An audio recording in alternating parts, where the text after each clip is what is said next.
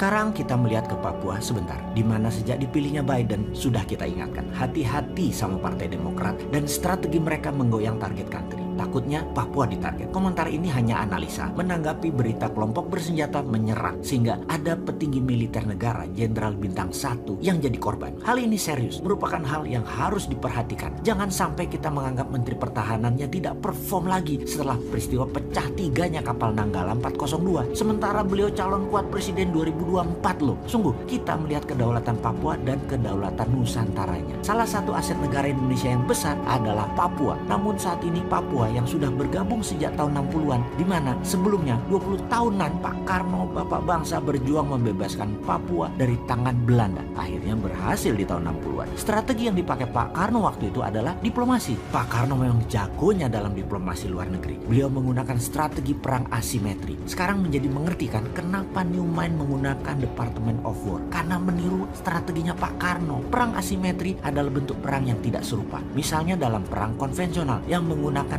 senjata, tidak perlu dijawab dengan senjata juga secara frontal, bisa dilawan dengan bentuk perang lain, yaitu perang diplomasi. Kembali ke Papua saat ini, ada OPM atau ULMWP, sebuah organisasi yang ingin Papua lepas dari Indonesia, yang saat ini kurang dipelajari kekuatannya oleh pejabat di Indonesia. ULMWP tidak perang senjata, tetapi membangun diplomasi ke Eropa dan Afrika, juga ke kawasan Melanesia, termasuk ke PBB. Baik, kita rincikan sedikit tentang Melanesia. Ada 5 provinsi saudara kita di Indonesia yang rasnya Melanesia, seperti wilayah NTB, NTT, Flores, Maluku, Papua, sama dengan Papua Nugini, Fiji, Vanuatu, Nauru, Kepulauan Solomon, dan lain sebagainya. ULMWP, United Liberation Movement of West Papua, ini mepet secara kultural, ras, dan diplomasi ke negara Melanesia. Saya cukup tahu wilayah itu semua karena lama beredar di sana atas nama informasi. Saat ini menjadi pejuangnya adalah Dubes Indonesia untuk New Zealand. Berat tugas dia. Berat memang melawan perang asimetrik di Papua itu. Perlu keseriusan pemerintah pusat juga.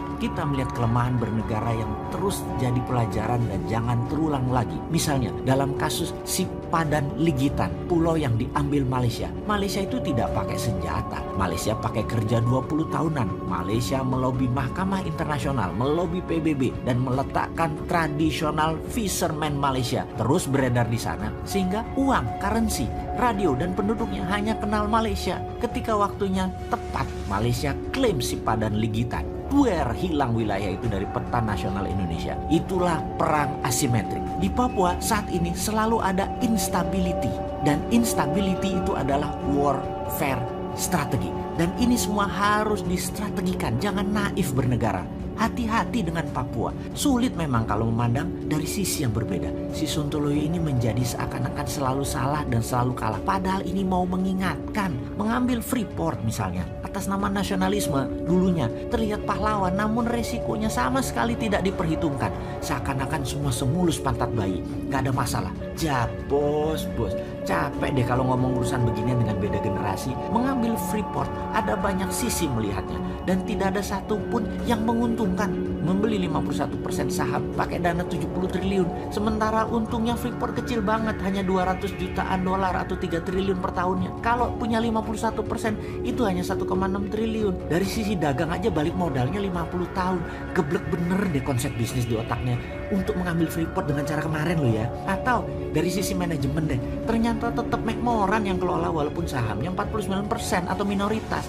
Tetap yang 51% tidak berdaulat. Ingat ya, Freeport itu outputnya atau hasilnya hanya koper konsentrat, bukan gold. Kemudian koper konsentratnya dikirim ke 3 lokasi, ke Jepang, Spanyol, dan Gresik.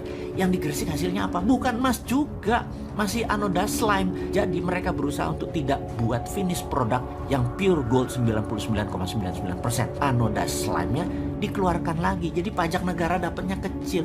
Dia kali sudah 6 presiden sampai saat ini nggak nyadar-nyadar juga.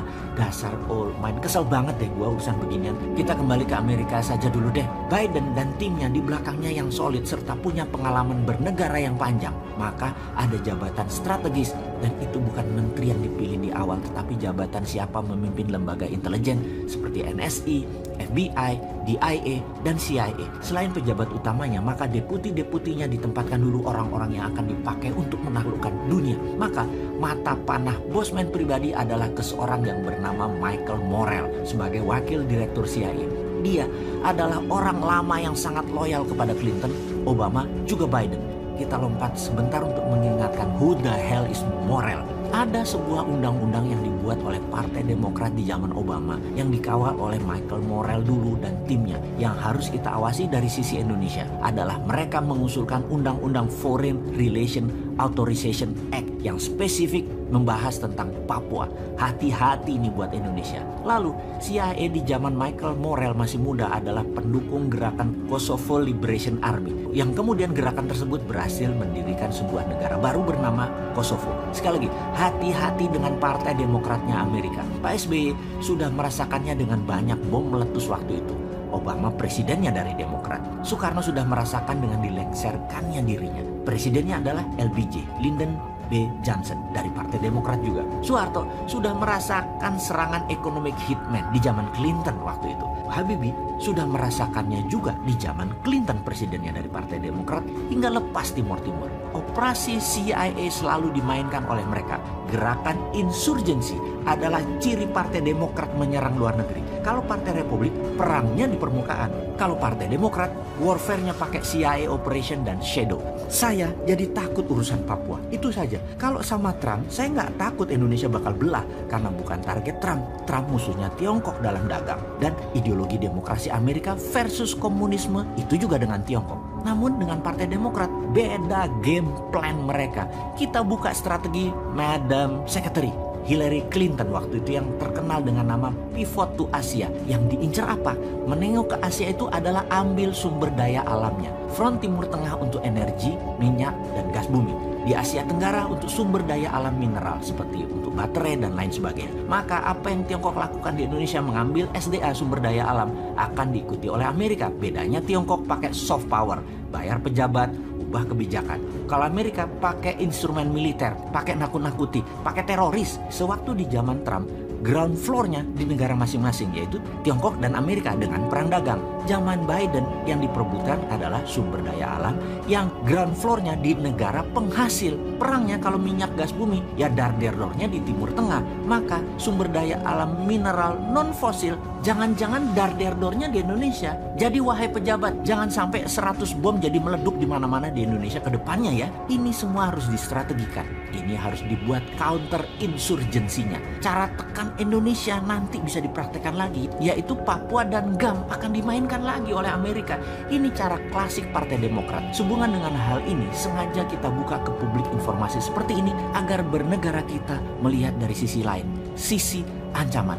Jadi wahai pejabat, pastikan kebijakan Anda menguntungkan rakyat dan membuat negara utuh selalu.